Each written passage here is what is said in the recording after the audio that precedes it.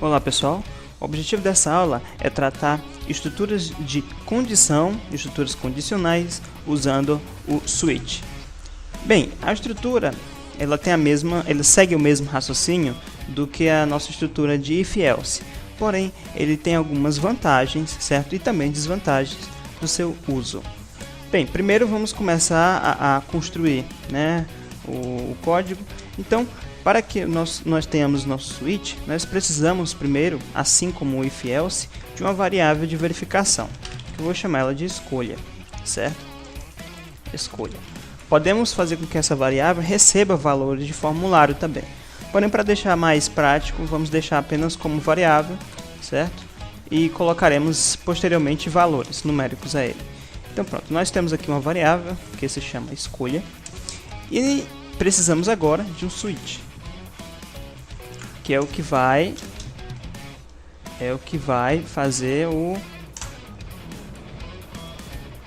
controle de decisão. Então nós temos aqui, vamos analisar o que? A minha variável escolha, certo?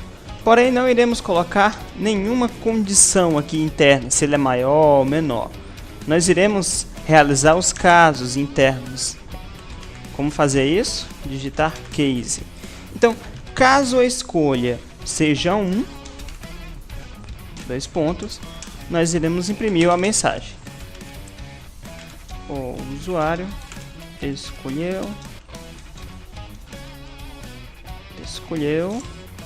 aí nós podemos colocar 1, em seguida uma quebra de linha, ponto e vírgula no final. Cada case ele pede um comando chamado break, para que ele possa parar apenas naquele caso. Nós iremos tirar o break para ver qual é a diferença aí com outros casos, né? Então vamos usar aqui o case 2, echo, o usuário escolheu 2 br. E nós podemos usar um caso, a pessoa não escolheu, não foi o caso 1, nem foi o caso 2, para qualquer outro valor. Nós poderemos usar o default, echo, o usuário escolheu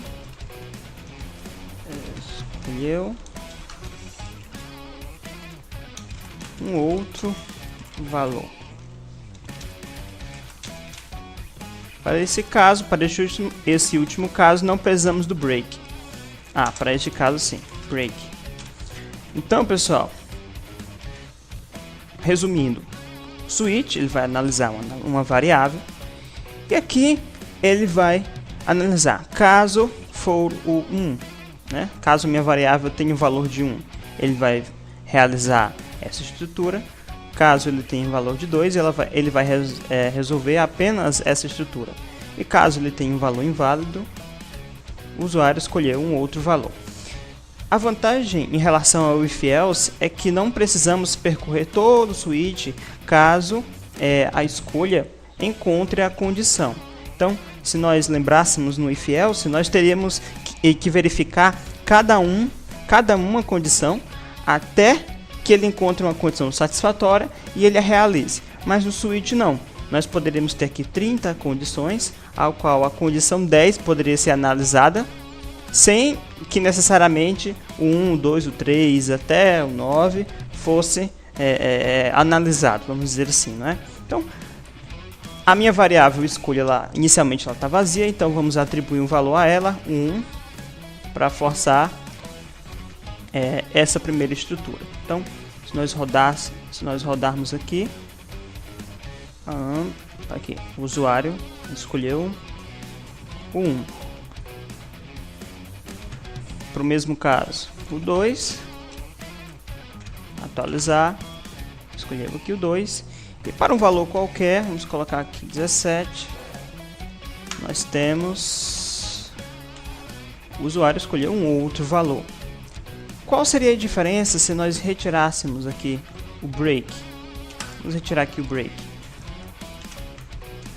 Bem, a diferença seria que todas as estruturas seriam carregadas em cascata, vamos dizer assim.